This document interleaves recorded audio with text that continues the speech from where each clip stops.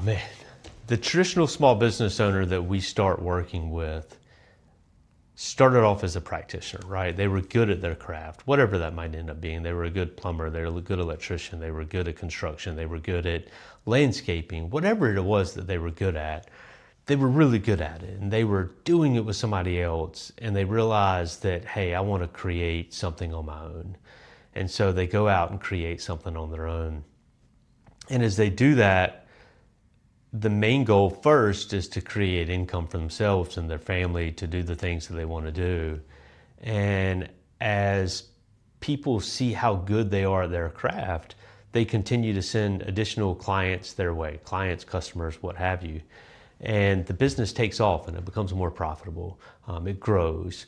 We need to hire some internal people to help the business from an administrative perspective. We need to hire more people like you that can do the work that you do. You need to train them. You then continue to build out. You need more support. You need more doers. And the business continues to take off. All along the way, you're doing two things. You're most likely having some lifestyle creep where your spending has trickled higher, and you're taking better vacations, you're buying a vacation house, you're buying nicer cars, you're doing different things, right? The next thing you're doing is you continue to reinvest in the business so that the business continues to grow.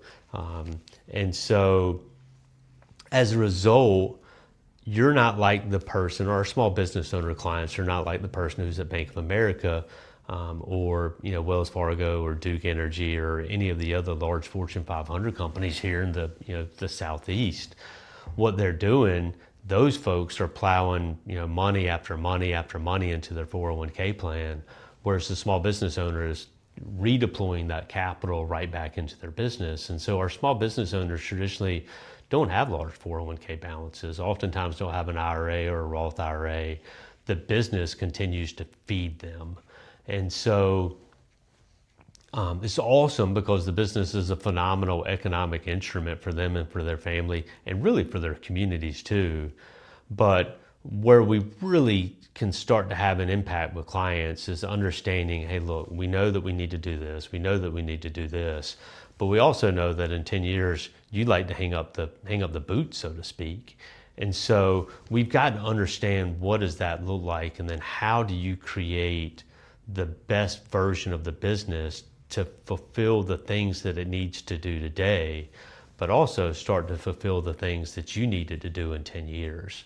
Whether or not that's creating excess cash for you to save today, or whether or not it's just truly trying to get an understanding of, okay, what's a legitimate way for us to sell the business, extract the value from it, and create the win that you and your family want or need it to create. So oftentimes, the reinvestment process back into the business means that our small business owners kind of feel poor relative to their neighbors at church or school or wherever else they're traditionally talking to folks, because they don't have that bucket of money. Their bucket of money is in the business that they spent the last 15 or 20 years creating. Our role is to come in and help them systematize that business and understand how it can create that value, how it can create that enormous amount of wealth that they want and need it to create. So a lot of fun in those conversations, but also maybe some difficult conversations along the way as well.